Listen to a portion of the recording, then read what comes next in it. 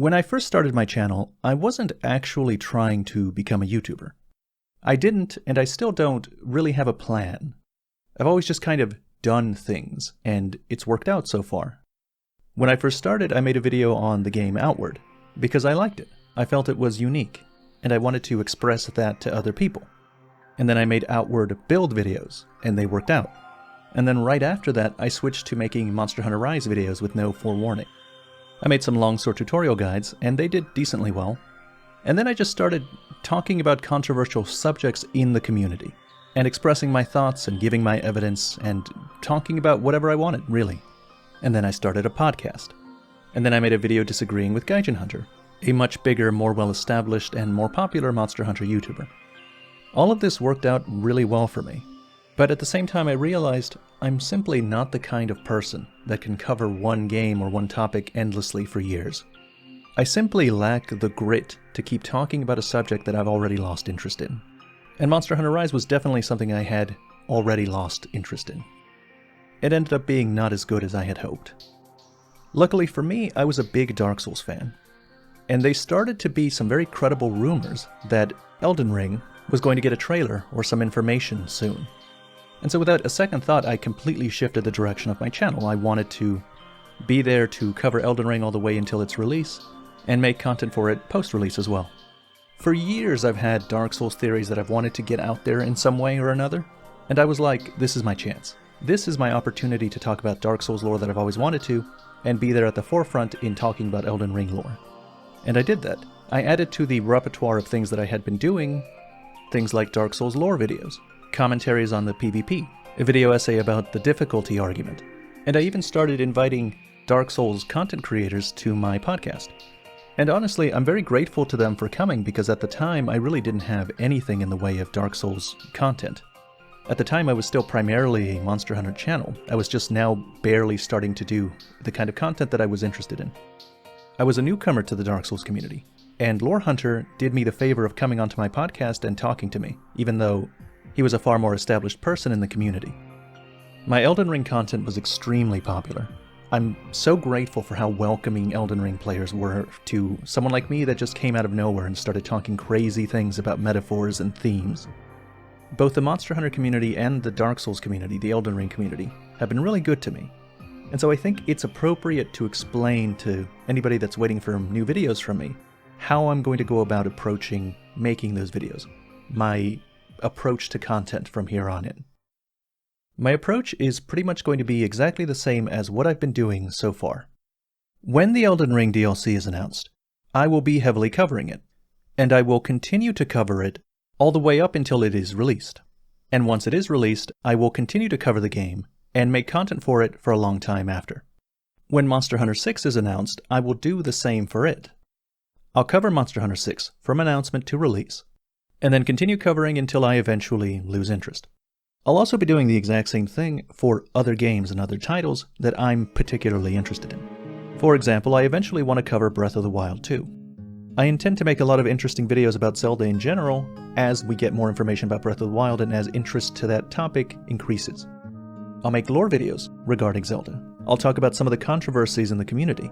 I want to talk about the disconnect between the people that think Breath of the Wild is the new way Zelda should be, and the people that hate Breath of the Wild, and think Zelda should go back to its roots and be more like how it used to be. When we start getting a little more information on Dragon's Dogma, I'm going to be heavily covering Dragon's Dogma. I've already got a few videos planned up for that. If we get an announcement for Metroid Prime 4, I have some content planned for Metroid Prime 4. If Yoko Taro makes another Nier game or any other Nier-like game, any other big-budget video game, then I'll cover that heavily as well. Pretty much if there's anything that I'm extremely interested in, then I plan to devote a lot of time and content to that. Now, in between these big releases, there are going to be lull periods where there's not much of anything that I'm interested in, nothing much is going on. We're entering one of these lull periods in my content right now. I'm pretty much done with Monster Hunter Sunbreak content. I do still have some Elden Ring videos that I'm going to make, at least 4 or 5 of them, but they will be sparse, and the heart of my Elden Ring content will have to wait until the DLC is announced. During these lull periods between big releases, where I don't have much left to say about the things I typically talk about, I'm going to try and make high quality and interesting videos about a variety of different subjects. For example, I'm planning a series where I talk about the greatest video game moments of all time, and really explain what makes them so spectacular. Things like Ludwig's second phase boss transition in Bloodborne, the ending of Nier Automata, moments of stark realization in a game like Outer Wilds, and pretty much every single cutscene in Xenosaga 1. I'm also going to do fuller, more high-quality reviews for a lot of the games that I find really good. Especially when they're games that are trying to do something specific, where they have a vision and they stick to it. And in those reviews, I'm really going to try and talk about what that vision is, what exactly they're going for, and why it works so well. These between big title lull periods will also be an opportunity for me to do a lot more streaming on my streaming channel. My streams are going to consist pretty much only of things that I haven't played but have come highly recommended to me. There'll be a link in the description if you want to join that. There will be eventually ways established for you to submit games and vote on them to determine what I'm going to play next on that channel. Okay, that pretty much covers what my focuses are going to be going forward. And I want you to know that I do realize that this is kind of stupid. I've always thought this is an extraordinarily stupid way to run a channel. Every time I try and cover a new big game like Elden Ring, Metroid, Zelda, Monster Hunter, I'm going to have to ingratiate myself with the existing community. I'm going to have to prove again and again to new audiences that I have something worth hearing. And I have to make that appeal not just to new viewers, but also to the existing YouTubers that occupy that space that I try to invite to my podcast. And to top it all off, I lose a lot of the interest from the audience that I've gained so far. Just because you came to my channel for an Elden Ring lore video doesn't mean that you're going to be interested in the variety of things that I do.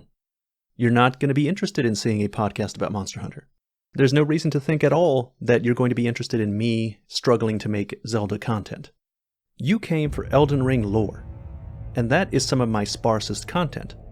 Honestly, the problem is bad even if I don't switch from topic. Even if you're an Elden Ring fan, and you like my Elden Ring lore videos, there's nothing to suggest that you're going to agree with my Elden Ring boss design analysis videos, or my videos on PvP. This lack of consistency can only be detrimental to my channel. And what I'm doing here by fragmenting my content across different things seems even more moronic when you consider how popular my initial Elden Ring content was. I'm confident I could have done YouTube full-time if I had just stuck to doing that, doing Elden Ring content of that nature. So, I get it. I know that what I'm doing is stupid, that this is a suboptimal way to run a channel. But I also think it's the only way I can run a channel. There is something dishonest, I think, about trying to force myself to make content on a subject that I'm not that interested in. And I think that if I try to do that, people will detect that dishonesty, and the quality of what I'm trying to make will suffer. So, for the foreseeable future, this is how we're going to run this channel. And that's why I keep telling people in all of my videos to unsubscribe. Because there's not anything really that you're subscribing for. My content is all over the place. There's no guarantee that you're going to get the kind of thing that you came here for when you subscribed later on. In fact, you might have a better experience with my channel if you do unsubscribe. Because if I put out a banger Elden Ring video, and you like Elden Ring videos, the algorithm will probably recommend it to you. And you won't get to see all of my subpar Elden Ring videos. You won't get to see my Monster Hunter or Zelda videos if that's not what you want. If I make a good Elden Ring video, I trust that you're going to get it recommended to you. And in that way, you're probably only going to be looking at the best content that I make, tailored for you. Alright, that's the end of this video. Please unsubscribe and unclick the bell notification. And if I have not yet convinced you to do that, well then honestly I don't know what else to do. But I'll give it another shot at some point in a future video. Until then, thank you very much for watching.